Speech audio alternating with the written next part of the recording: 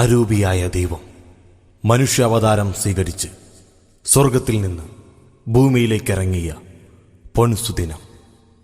ഇതാ സകല ജനങ്ങൾക്കുമുള്ള സന്തോഷത്തിന്റെ സദ്വാർത്ത.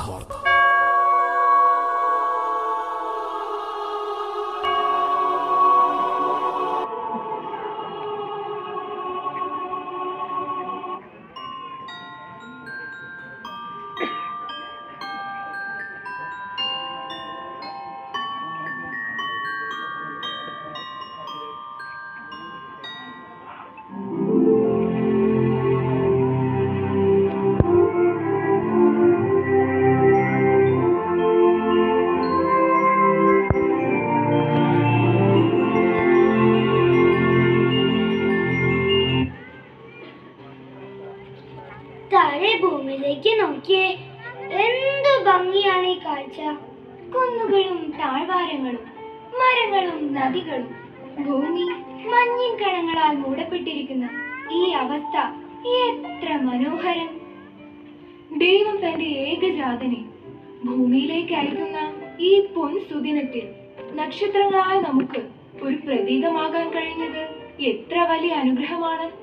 രക്ഷകനായ യേശുവിനെ കാണുവാൻ ആർക്കാണ് ആദ്യം ഭാഗ്യം ലഭിക്കുക?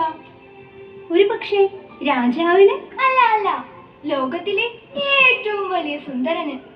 അതുമല്ലെങ്കിൽ ധാരാളം രത്നവും സ്വർണവുമുള്ള ധനികന്. ദേ ഒരു മാലാഖ.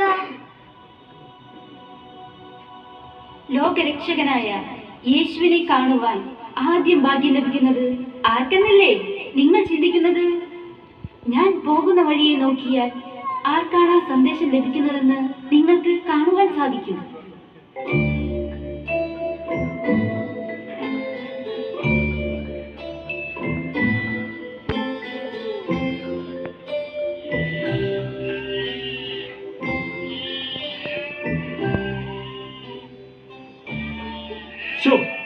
മടുത്തു. പകല് മുഴുവൻ വെയിലും കൊണ്ട് കുന്നുകൾ താണ്ടി ആടുകളെ മേയ്ക്കണം. വൈകുന്നേരമായാൽ ഈ കാലികളുടെ കൂടെ ദുർഗന്ധം ശ്വസിച്ച് കഴിയണം. ഇതെല്ലാം സഹിക്കാം.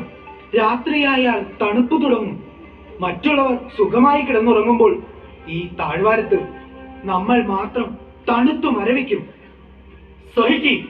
പൂർവികർ നമുക്ക് കൈമാറി തന്ന തൊഴിലല്ലേ. നമ്മൾ നമ്മുടെ മക്കളും അങ്ങനെ നമ്മുടെ തലമുറ മുഴുവനും ആട്ടിടയ.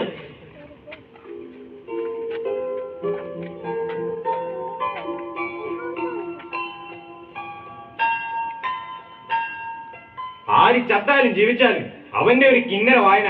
ഞാനിത് വാങ്ങിച്ച് ഒടിച്ചു കളയും. ജസേൽ, എടാ ജസേൽ. ചേട്ടന്മാരെ, നിങ്ങൾ എന്തിനാ ദേഷ്യപ്പെടുന്നത്? ചെയ്യുന്ന ജോലിയിൽ സന്തോഷം കണ്ടെത്തിയാൽ പിന്നെ നമുക്ക് ഒന്നിനോടും ദേഷ്യം തോന്നില്ല. ദുഃഖങ്ങളും വേദനകളും വരുമ്പോൾ ഞാൻ ഈ കിന്നരം വായിക്കും. ഇതിൽ നിന്ന് ഒഴുകിയെത്തുന്ന സംഗീതം. നിർത്ത്. അവന്റെ ഒരു സംഗീതം. നമ്മുടെ ജീവിതത്തിൽ ദുഃഖങ്ങളും വേദനകളും മാത്രമേ ഉള്ളൂ. ആർക്കും വേണ്ടാത്ത ഈ ജീവിതം ഇങ്ങനെയൊക്കെ ജീവിച്ചു തീർത്താൽ മതി. നമ്മുടെ ജീവിതത്തിലും സന്തോഷമുണ്ടാകും. ദൈവം നമ്മുടെ പ്രാർത്ഥന കേൾക്കും. ഇവന് ഭ്രാന്ത.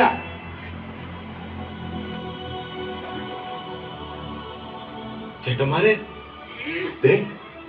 നോക്കി, ഒരു മാലാഖ. മാലാഖയോ? എവിടെ? ഞങ്ങൾ കാണുന്നില്ല. നീ വല്ല സ്വപ്നം കണ്ടതായിരിക്കും. അല്ല, ഞാൻ കണ്ടു. മാലാഖയെ ഞാൻ കണ്ടു. എവിടെയോ, ഇവിടെ എവിടെയോ മാലാഖയുണ്ട്. ഞങ്ങൾക്ക് കാണാം ഒരു മാലാഖ. അത്യുന്നതങ്ങളിൽ ദൈവത്തിന് സ്തുതി. ഭൂമിയിൽ സന്മനസ്സുള്ളവർക്ക് സമാധാനം. നിങ്ങൾക്കായി ബത്ലഹേമിലെ കാലിത്തൊഴുത്തിൽ ഒരു രക്ഷകൻ ജനിച്ചിരിക്കുന്നു. ലോകരക്ഷകനെ ആദ്യം കാണുവാനുള്ള ഭാഗ്യം നിങ്ങൾക്കാണ് ലഭിച്ചിരിക്കുന്നത്.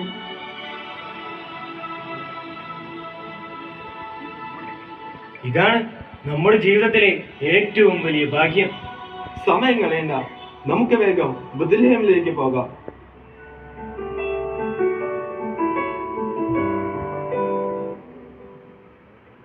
ഹൃദയവിശുദ്ധിയുള്ളവർ ഭാഗ്യവാന്മാർ.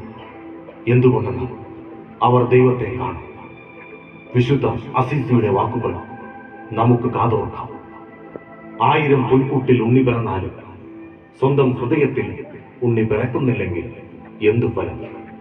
ഉണ്ണിയെ സ്വീകരിക്കാൻ നമുക്ക് ഹൃദയങ്ങൾ ഒരുക്കി വിശുദ്ധിയോടെ കാത്തിരിക്കാം.